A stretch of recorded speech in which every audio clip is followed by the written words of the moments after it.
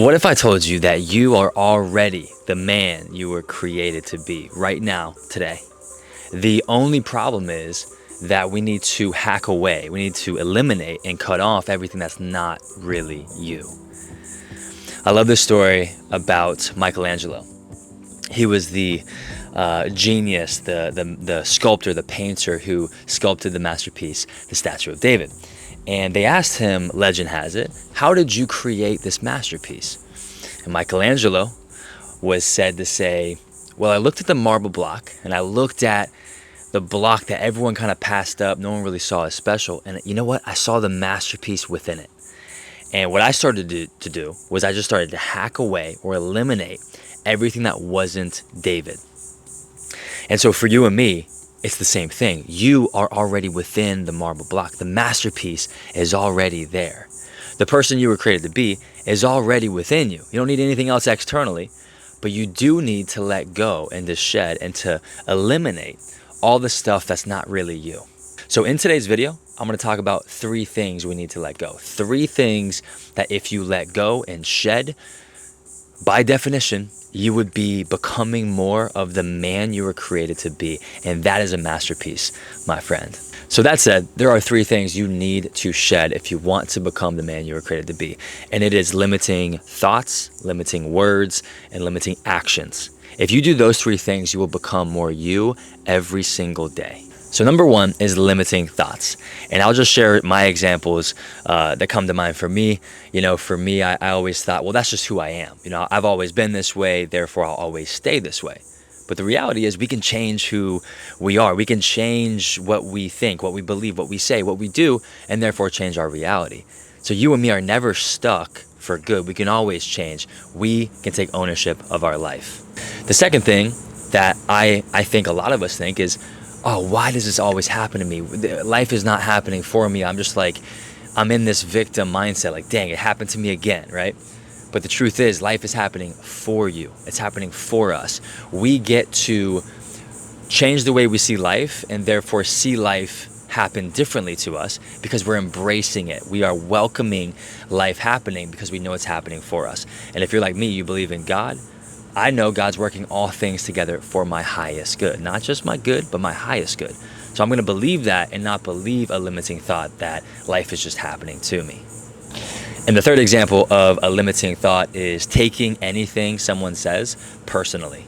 That's a very, at least for me, it's a very relevant topic because I'm on social media. I also am a people lover, people person. So when someone doesn't have something nice to say about me, it cuts me a little bit. I'm not going to lie. It affects me. But when I can release the need to be understood and I can release the need to have any external validation somehow make me more valuable as a man, then I have the freedom to allow people to think what they want and say what they want and spit out the bones and eat the meat, so to speak. If they have a useful thing for me to learn from as a man, then perfect.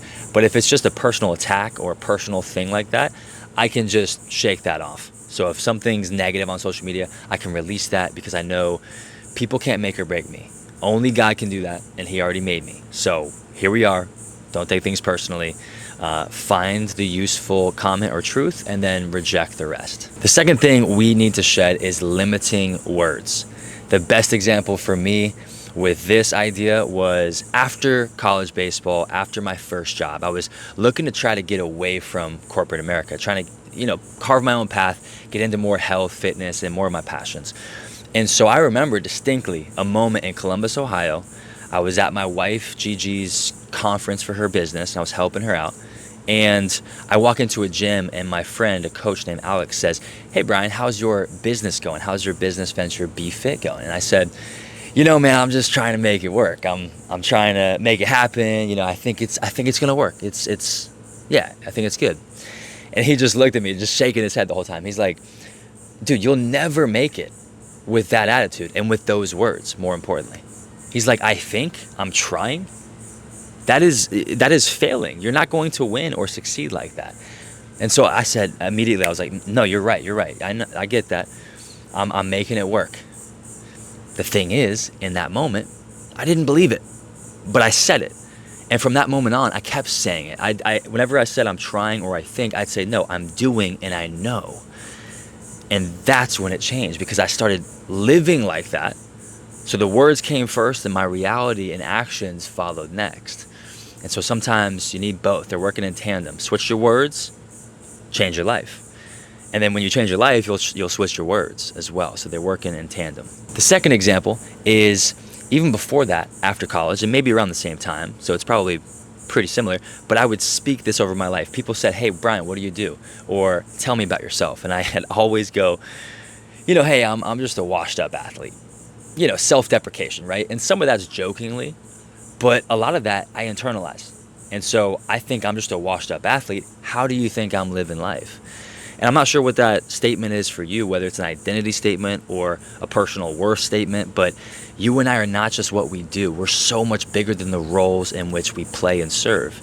We're not just fathers. We're not just husbands. We're not just former athletes. We're so much more. And so don't limit yourself with your words. That's my point.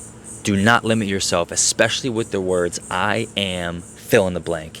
Those are the two most powerful words that precede any statement in your life. Be very mindful and take inventory. Whenever you use those words, I am, what follows next? Because if it's not positive, it's not empowering, you need to let it go. You need to cut it out.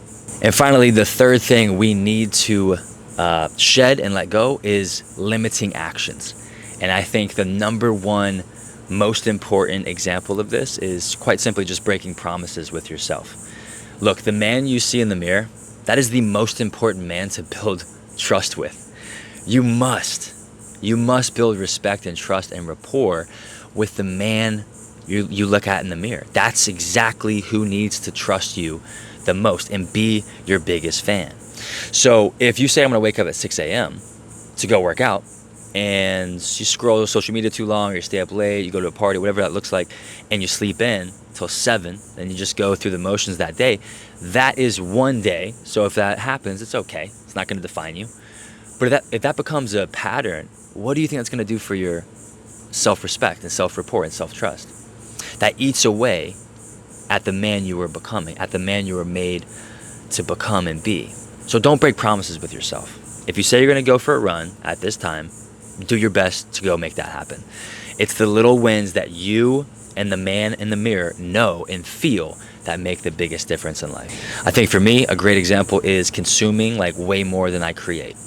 I believe we are created to create. And so if I feel stuck or stagnant or overwhelmed, typically it's because I'm consuming a lot of information and I need to go get it out. I need to go do. I need to let it flow through me. There's an inhale, exhale, night and day rhythm to life that if we're just eating, consuming, filling up, and it's not going anywhere, we feel full, we feel heavy. And so the solution is circulation. It's letting things flow through you. It's going out and doing and moving. And so that's a big one, is creating more than I consume. I feel my best. But basically, it's stop doing anything that makes you feel less, or makes you feel less than, or makes you feel not empowered, or makes you feel anything else other than empowered, positive, and healthy and strong, basically. That's really what it comes down to. So those are my 3 things that we need to ruthlessly eliminate and chip away, just like the statue of David masterpiece, to become the man you were born to be, because you already are him. But we have so much excess we need to let go, both physically, mentally, and spiritually. So if it's not helping you grow, or it's taking your peace away, this is your sign to let it go. Hope you enjoyed the video. If you like these types of video, comment below. I enjoy making them, so I really love to see these do well, because when they do, I'll create more. With that being said, if you want to help the algorithm out, click this video, subscribe if you haven't.